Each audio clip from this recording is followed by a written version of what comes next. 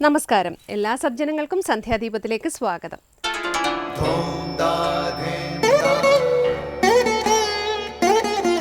ശുഭം ഭവതു കല്യാണമായുസാരോഗ്യവർദ്ധനം സർവദുഃഖ വിനാശായ സന്ധ്യാദീപം നമോസ്തുതേ.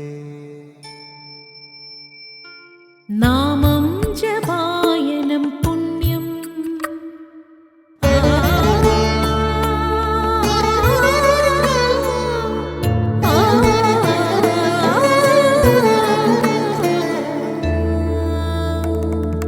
നാമം ജപായനം പുണ്യം നിരുപമദീപാങ്കുരം പോലെ സ്വരശ്രുതിലയവരമതുലം ദീവാങ്കണം മോക്ഷ സംഗീതസാരം നീളും വഴിത്താരയിൽ ജീവതാരം മന്ത്രാലാപം മായാവിൻ നിൻ പ്രസാദം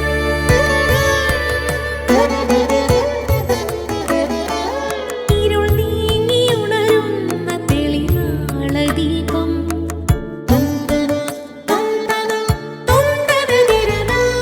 ഇരുൾ നീങ്ങിയുണരുന്ന തെളിനാളദീപം പ്രണവാമൃതം ചൊരിയുന്ന ദീപം ദീപം ദീപം ദീപം ദീപം സന്ധ്യാദീപം.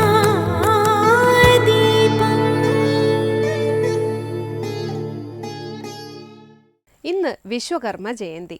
ഭാരതീയ സംസ്കാരം അനുസരിച്ച് തൊഴിലിൻ്റെ അധിഷ്ഠാന ദേവതയാണ് വിശ്വകർമ്മ ദേവൻ.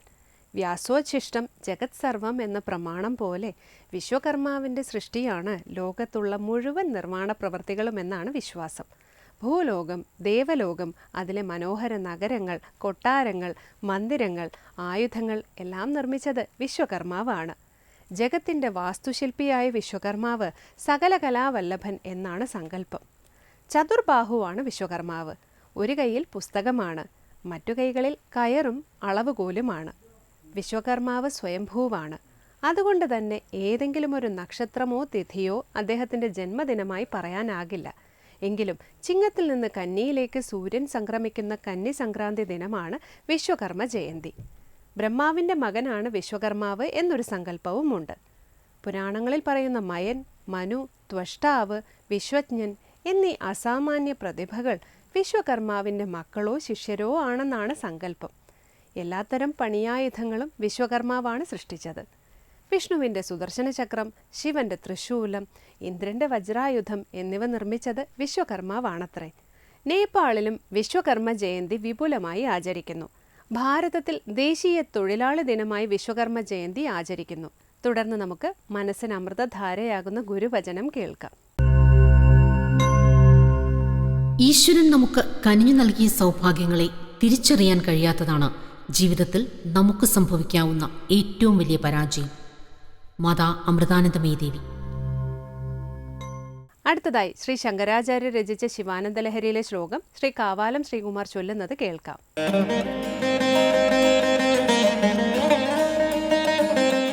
ഭക്തോ ഭക്തി ഗുണാവൃതി മുദമൃതാ പൂർണേ പ്രസന്നേ മനഃ കുംഭേ സാമ്പതവാംഘ്രി പല്ലവയുഗം സംസ്ഥാപ്യ സംവിദ്ഫലം സത്വം മന്ത്രമുദീരയൻ നിജശരീരാകാരശുദ്ധിം വഹൻ പുണ്യാഹം പ്രകടീകരോമി രുചിരം കല്യാണമാപാദയൻ.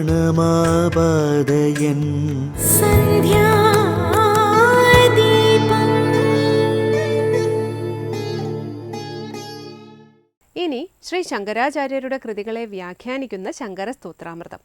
ഭക്തിയാകുന്ന നൂലുകൾ കൊണ്ട് കെട്ടിയ കുംഭത്തിൽ സന്തോഷമാകുന്ന അമൃതജലം നിറച്ച് അതിനു മുകളിൽ അറിവാകുന്ന ശ്രീഫലകം അഥവാ നാളികേരം വച്ചതുകൊണ്ട് മാത്രം പുണ്യാഹമാകില്ല. തത്വപ്രദമായ മന്ത്രം ജപിച്ച് ശുദ്ധമാക്കണം. ഭക്തി കൊണ്ട് സ്വയം വിശുദ്ധമാകുന്നു എന്ന് വെളിവാക്കുന്ന ശിവാനന്ദ ലഹരിയിലെ 36-ാം ശ്ലോകം ശങ്കര സ്തോത്രാമൃതത്തിൽ സ്വാമി ചിദാനന്ദപുരി വ്യാഖ്യാനിക്കുന്നത് ഇനി കേൾക്കാം.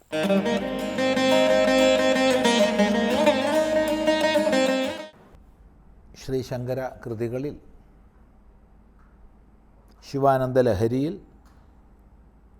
36-ാമത്തെ ശ്ലോകമാണ് ശ്രദ്ധിക്കുന്നത്.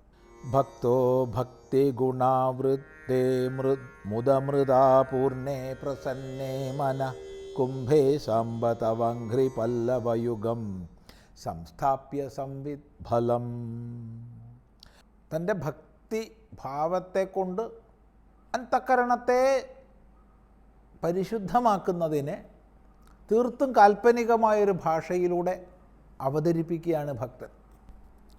സംവിത് ഫലം, ജ്ഞാനമാകുന്ന ഫലത്തെയും സ്ഥാപിച്ചു.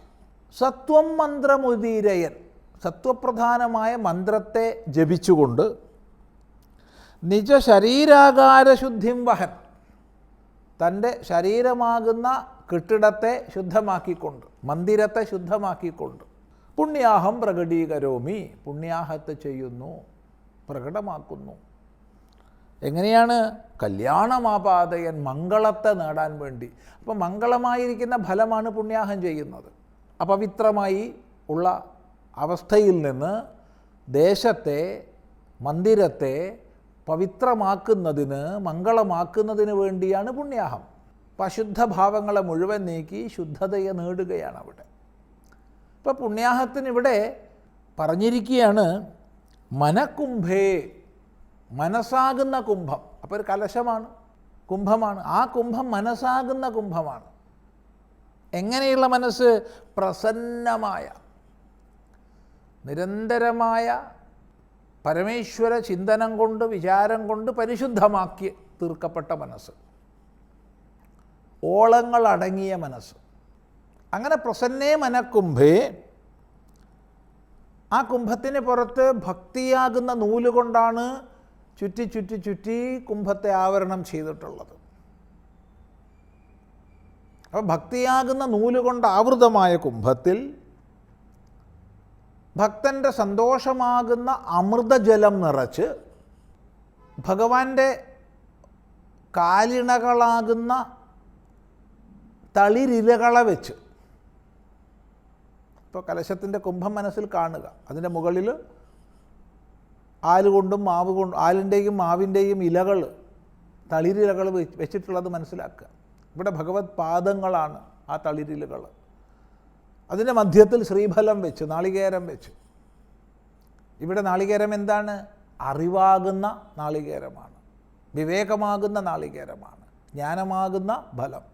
ആ ജ്ഞാനഫലത്തെ വെച്ച് ഇപ്രകാരമൊക്കെ ചെയ്തതുകൊണ്ട് പുണ്യാഹാവില്ല. സത്വം മന്ത്രമുദീരയൻ, സത്വപ്രധാനമായ ശുദ്ധികരമായ മന്ത്രത്തെ ജപിച്ചുകൊണ്ട്. ഇപ്പം ഭഗവൻ മന്ത്രം, ഭഗവൻ നാമം, അതുതന്നെ പരമമായ ശുദ്ധിയെ നൽകുന്ന മന്ത്രമാണ്. ഈശ്വരനാമമാകുന്ന മന്ത്രത്തെ ജപിച്ചുകൊണ്ട് നിജ ശരീരാകാര ശുദ്ധിം വഹൻ, തൻ്റെ ശരീരമാകുന്ന ആകാരം, ആകാരം മന്ദിരം, ശരീരമന്ദിരത്തെ ശുദ്ധമാക്കിക്കൊണ്ട് പുണ്യാഹം പ്രകടീകരോമി, ഞാൻ പുണ്യാഹത്തെ ചെയ്യുന്നു, പ്രകടമാക്കുന്നു. പുണ്യാഹ മന്ത്രങ്ങളെ കൊണ്ട് ആ ജലം പുണ്യാഹമായി, ശുദ്ധമായി, ശുദ്ധികരമായി. ആ ജലമാണ് പിന്നെ നമ്മൾ എല്ലായിടത്തും തളിച്ച് കർമ്മകാണ്ഡ പ്രതിപാദിതങ്ങളായ എല്ലാ കർമ്മങ്ങളുടെയും ആരംഭത്തിൽ പ്രദേശശുദ്ധി, പ്രാകാരശുദ്ധി ചെയ്യുന്നത്.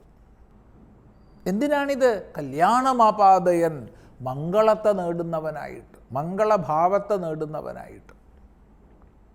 ഇതാണ് അവിടെ കൽപ്പന. അപ്പം ഭക്തി കൊണ്ട്,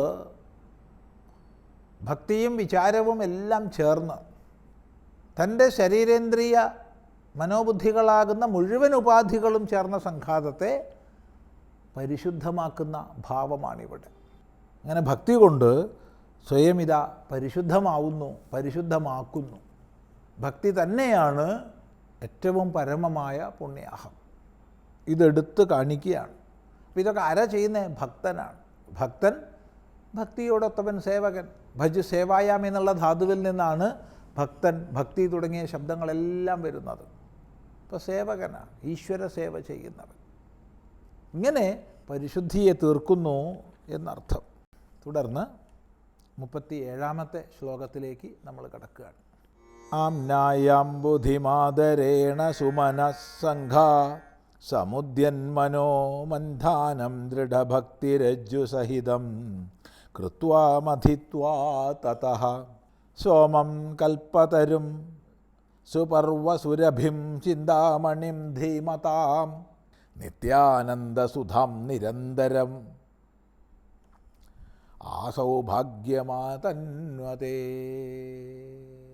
ആംനായാം ബുദ്ധിമാദരേണ സുമനഃസംഘ സമുദ്യന്മനോ മന്ധാനം ദൃഢഭക്തിരജ്ജുസഹിതം കൃത്വാ മഥിത്വാ തതഃ സോമം കൽപ്പതരും സുപർവസുരഭിം ചിന്താമണിം ധീമതാം നിത്യാനന്ദസുധാം നിരന്തരരമാ സൗഭാഗ്യമാതന്വതേ. ഇവിടെ ഭക്തൻ ഭക്തിയുടെ അടിസ്ഥാനത്തിൽ ഇരുന്നു കൊണ്ട് പുണ്യാഹത്തെ ചെയ്യുന്നതും മൊത്തം കല്യാണത്തെ നേടുന്നതും പറഞ്ഞു. അടുത്ത ശ്ലോകത്തിൽ 37-ാം ശ്ലോകത്തിൽ നിത്യാനന്ദത്തെ നൽകുന്ന നിരന്തരരമാ സൗഭാഗ്യം, നിരന്തരമായ ലക്ഷ്മീപ്രാപ്തിയുടെ സൗഭാഗ്യത്തെ ഭക്തൻ നേടുന്നു എന്ന് പറയുകയാണ്.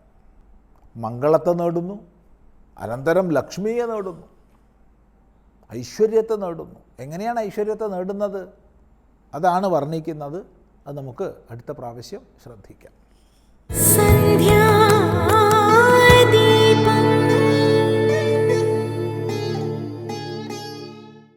തുടർന്ന് വൈദിക ക്രിയകളെയും ക്ഷേത്രങ്ങളിലെ ആരാധനാക്രമങ്ങളെയും കുറിച്ചുള്ള ക്ഷേത്രങ്ങൾ സാധനാ കേന്ദ്രങ്ങൾ എന്ന പങ്ക്തിയിലേക്ക്.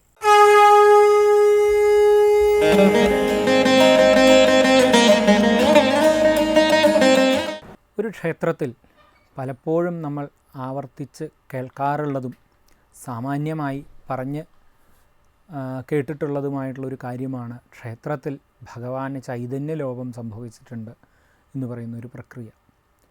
യഥാർത്ഥത്തിൽ ചൈതന്യലോപം എന്ന് പറയുന്നൊരു തലം ദേവന് സംഭവിക്കുന്നുണ്ടോ? ദേവൻ അങ്ങനെ ചൈതന്യം ലോപം സംഭവിക്കുമോ എന്നുള്ളത് സാമാന്യമായിട്ട് സാധാരണ ജനങ്ങൾക്ക് തോന്നാറുള്ളൊരു സംശയമാണ്. അങ്ങനെ ഒരു ചൈതന്യലോപം സംഭവിക്കുന്നതാണോ ഈ ഈശ്വരൻ എന്ന് പറയുന്നത്? യഥാർത്ഥത്തിൽ അങ്ങനെ ചൈതന്യലോപം എന്ന് പറയുന്നത് അങ്ങനെ ഒരു പദം ഉപയോഗിക്കുന്നുണ്ടെങ്കിലും ഭഗവാന്റെ ചൈതന്യത്തിന് അല്ല ലോപം സംഭവിക്കുന്നത്. നമുക്കും ഭഗവാനും ഇടയിൽ ഒരു മറ, അങ്ങനെ ഒരു മറ അവിടെ ഉണ്ടാകുന്നു എന്നുള്ളതാണ് യഥാർത്ഥത്തിൽ ഈ ചൈതന്യലോപം എന്ന് പറയുന്ന ഒരു പദത്തിൻ്റെ അർത്ഥം.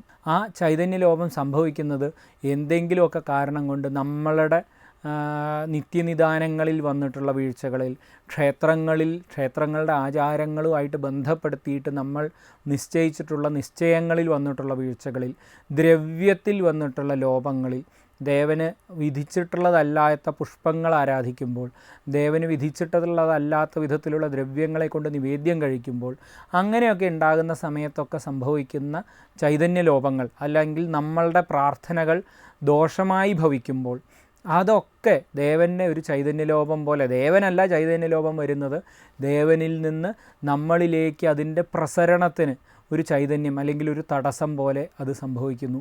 അതിനെയാണ് ചൈതന്യലോപം എന്ന് പറയുന്നത്. അതിനെ നീക്കുക എന്നുള്ളതാണ് ഇവിടെ ഏറ്റവും പ്രാധാന്യമുള്ള ഒരു കാര്യം. അത് മനസ്സിലാക്കുന്ന ഘട്ടത്തിൽ മാത്രമേ ആ ചൈതന്യലോപം എന്തെന്ന് നമുക്ക് മനസ്സിലാക്കാൻ സാധിക്കുകയുള്ളൂ.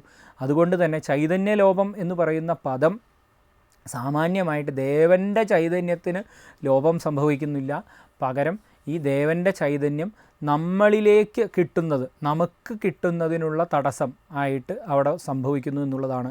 ഗ്രഹണ സമയത്ത് സൂര്യന് മുന്നിൽ ചന്ദ്രൻ വരുമ്പോൾ നമുക്ക് സൂര്യപ്രകാശം ഭൂമിക്ക് കിട്ടാത്തതുപോലെ, സൂര്യഗ്രഹണം സംഭവിക്കുന്നത് പോലെ ഉള്ള ഒരു സംഭവമാണ് ഈ ചൈതന്യലോപം എന്ന് പറയുന്ന ഒരു പദത്തിൻ്റെയും അർത്ഥം എന്ന് നമ്മൾ മനസ്സിലാക്കേണ്ടതുണ്ട്. അവസാനമായി ദീപാരാധനയാണ്. ക്ഷേത്ര സന്നിധിയിലെത്തി അവിടുത്തെ പൂജാവിശേഷങ്ങളും ക്ഷേത്ര ചരിത്രവും മനസ്സിലാക്കി ദീപാരാധന തൊഴുതു മടങ്ങാം. എല്ലാവർക്കും നമസ്കാരം.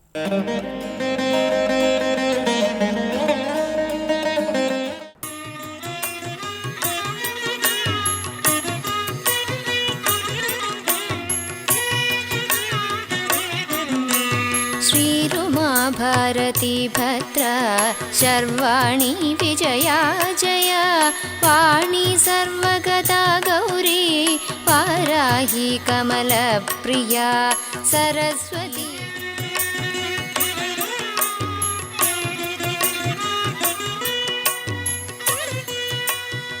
പുരാണകാലം മുതൽ മുനിമാർ ധ്യാനത്തിനും തപസ്സിനും എന്നു വേണ്ട വേദങ്ങളും ഉപനിഷത്തുകളും രചിക്കാൻ വരെ വനങ്ങളാണ് തിരഞ്ഞെടുത്തിരുന്നത്.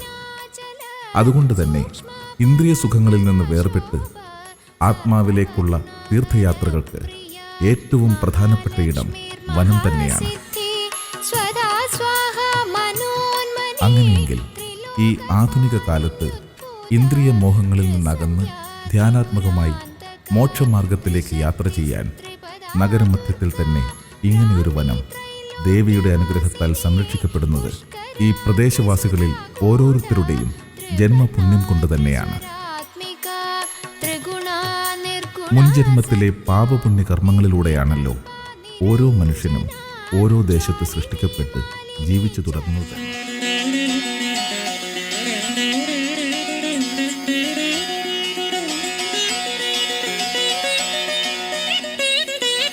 ദ്വാപരയുഗത്തിലെ കൃഷ്ണാവതാര കാലഘട്ടവുമായി ബന്ധപ്പെടുത്തിയാണ് ഇരിങ്ങോൾ ഭഗവതിയുടെ ചരിത്രകഥ പറയപ്പെടുന്നത്. ദേവകി വസുദേവന്മാരുടെ 8ാമത്തെ പുത്രൻ കംസനെ വധിക്കുമെന്നായിരുന്നല്ലോ. ദേവകിയെയും വസുദേവരെയും കാരാഗൃഹത്തിലടച്ച് 8ാമത്തെ പുത്രനെയും കാത്തിരുന്ന കംസന് മുന്നിൽ വന്നു ചേർന്നത് ഒരു പെൺകുഞ്ഞായിരുന്നു. 8ാമത്തേത് ആൺകുഞ്ഞല്ല എന്നറിഞ്ഞിട്ടും മരണഭയം പൂണ്ട കംസൻ ശൈശവരൂപത്തിലുള്ള പെൺകുഞ്ഞിനെയും കൊല്ലാനൊരുങ്ങി. പൊടുന്നനെ കുഞ്ഞ് ആകാശത്ത് ഒരഭൗമ തേജസ്സോടെ നിറഞ്ഞു നിന്നു. ദേവിയുടെ ആ ദിവ്യ തേജസ് ആദ്യമായി സ്പർശിച്ച ഭൂമിയെ ഇരുന്നോൾ എന്നറിയപ്പെടുകയും പിന്നീട് കാലക്രമേണ ഇരുങ്ങോൾ ദേവീക്ഷേത്രമായി രൂപാന്തരപ്പെടുകയുമായിരുന്നു. നന്ദാദ്യാഭദ്രികാനിശാ ജയാരിക്താ മഹാശക്തി ദേവമാതാ കൃശോദരീ ശചീന്ദ്രാണി. സർവ ചൈതന്യങ്ങളുടെയും പരാശക്തിയായി ഈ പ്രപഞ്ചത്തിൽ നിറഞ്ഞ ദേവിയെ ദർശിച്ച് അനുഗ്രഹം തേടാൻ വന്ന ദേവഗണങ്ങളാണ് ഇവിടെ നിറഞ്ഞു നിൽക്കുന്ന മഹാവൃക്ഷങ്ങളെന്നും പറയപ്പെടുന്നു. വൈകുണ്ഠനാഥരമണി. വൃക്ഷങ്ങൾ സദാ ദേവിയെ സ്തുതിച്ചുകൊണ്ട് തന്നെ നിൽക്കുകയാണ്. ദേവീ ചൈതന്യം ഉൾക്കൊണ്ടു നിൽക്കുന്ന വൃക്ഷലതാദികളെ അനാവശ്യമായി തൊടാനോ ഉപദ്രവിക്കുവാനോ ആയിരക്കണക്കിന് വർഷങ്ങളായി ആർക്കും തന്നെ കഴിയുന്നില്ല എന്നതാണ് പരമമായ സത്യം. ഇവിടെ നിന്ന് കൊഴിഞ്ഞു വീഴുന്ന ഇലകളോ ഒരു ശിഖരം പോലുമോ പുറത്തേക്ക് കൊണ്ടുപോകാൻ ആർക്കും തന്നെ ധൈര്യമില്ല. കാരണമായി മുൻകാലങ്ങളിലെ പല തിക്താനുഭവങ്ങളും ദേശവാസികൾക്ക് പറയാനുണ്ട് എന്നതാണ് അത്ഭുതകരമായ കാര്യം.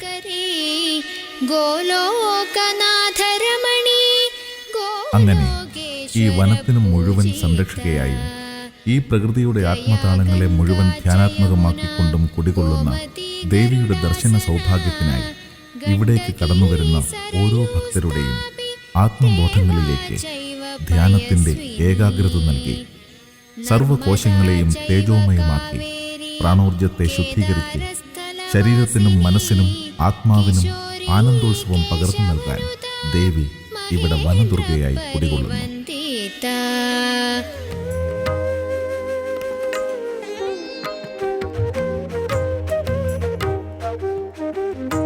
കേരളത്തിലെ ഏറ്റവും വലിയ കാവുകളിൽ ഒന്നാണ് ഇരിങ്ങോൾ കാവ്.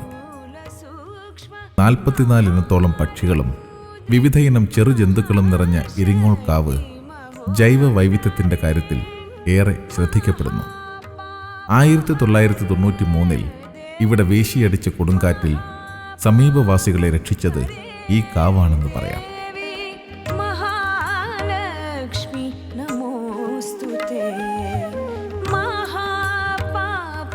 ഇക്കാരണം കൊണ്ട് തന്നെ ഇരിങ്ങോൾ കാവിൻ്റെ സംരക്ഷണത്തിൽ തദ്ദേശീയർ ഏറെ ശ്രദ്ധിക്കുന്നു. ഈ ദിവ്യസങ്കേതത്തിൽ പതിക്കുന്ന മഴത്തുള്ളികൾ ഒട്ടും തന്നെ നഷ്ടപ്പെട്ടു പോകാതെ സൂക്ഷിക്കാൻ ഇടതൂർന്ന വേരുകളുടെ വലിയ ഒരു വല തന്നെ ഭൂമിക്കടിയിൽ അതിവിദഗ്ധമായി പ്രകൃതി തന്നെ സൃഷ്ടിച്ചിട്ടുള്ളതിനാൽ എത്ര വേനൽക്കാലത്തും ഭീകര വരൾച്ച അനുഭവപ്പെട്ടാലും ഇവിടുത്തെ വനങ്ങൾ നിത്യഹരിതാഭയോടെ വർത്തിക്കുന്നു.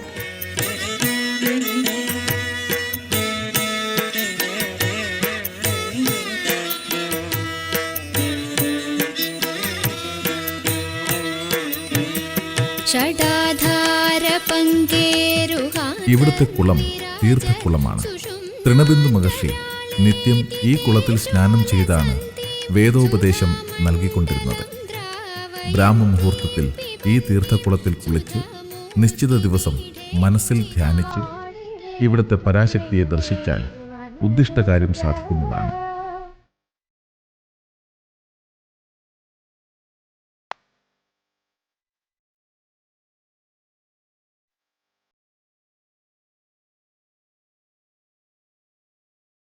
ഇരിങ്ങോൾ ദേവിക്ക് ഉപദൈവങ്ങളില്ല എന്നതാണ് മറ്റൊരു പ്രത്യേകത. കാരണം ക്ഷേത്രത്തിന് ചുറ്റും നിൽക്കുന്ന വൻമരങ്ങൾ തന്നെയാണ് ദേവിക്ക് ഉപദൈവങ്ങൾ.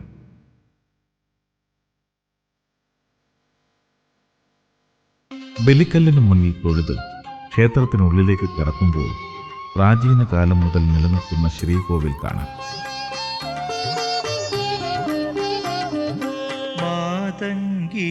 ശ്രീകോവിലിന് മുന്നിലുള്ള വാതിലുകളിലെ ലോഹത്തകടുകളിൽ ദേവീ ശില്പം ആലേഖനം ചെയ്തിരിക്കുന്നത് കാണാം. ക്ഷേത്രം പുതുക്കിപ്പണിയുവാനുള്ള പല ശ്രമങ്ങളും പല കാലഘട്ടങ്ങളിലും പരാജയപ്പെട്ടതായിട്ടാണ് പ്രദേശവാസികൾ പറയുന്നത്. കാരണം ഈ വനസൗന്ദര്യവും ഇവിടുത്തെ പൗരാണിക ദിവ്യ തേജസ്സും നഷ്ടമാകരുത് എന്ന് ദേവിക്ക് നിർബന്ധം തന്നെയാണ്. അതുകൊണ്ട് തന്നെ പഴമയുടെ എല്ലാ സൗഭാഗ്യങ്ങളും സ്ഥായിയായ ഭാവത്തോടെ തന്നെ ഇവിടെ നിലനിൽക്കുന്നു. കരുണാപൂര തരംഗമതായൊരു മാതംഗി ജയ ഭഗവതി ജയ ജയ. ഇരിങ്ങോൾ ക്ഷേത്രത്തിൽ ദേവിക്ക് 3 ഭാവങ്ങളാണ്. രാവിലെ അഖില ലോക കലാദേവതയായ സരസ്വതി ദേവി. പ്രഭാത പൂജകളിൽ ദേവിക്ക് സോപാന സംഗീതം അർച്ചനയായി സമർപ്പിക്കപ്പെടുന്നു. വാണീ ദേവീം ഭജാമി ഭവദിം, വാണീ ദേവീം ഭജാമി ഭവദിം, വീണാപാണിം വിലാസിനി.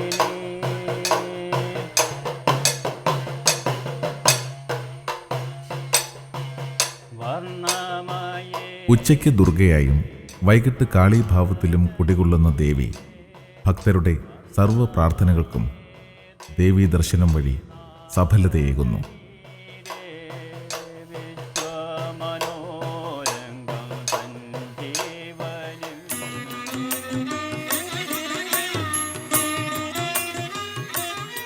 ഓരോ ദിവസവും ദേവിക്കായി സമർപ്പിക്കപ്പെടാനുള്ള പുഷ്പമായാണ് ഞാൻ വിടരുന്നത് എന്ന ഭക്തന്റെ മാനസം തൊഴുകൈകളുമായി ദേവിക്ക് മുന്നിൽ സമർപ്പിക്കപ്പെടുമ്പോൾ 100,000 ജന്മങ്ങളിലൂടെ മോക്ഷയാത്രയ്ക്കായി പ്രയാണം നടത്തുന്ന ആത്മാവിലേക്കു തന്നെയാണ് ദേവിയുടെ ചൈതന്യം പകർന്നു കിട്ടുന്നത്.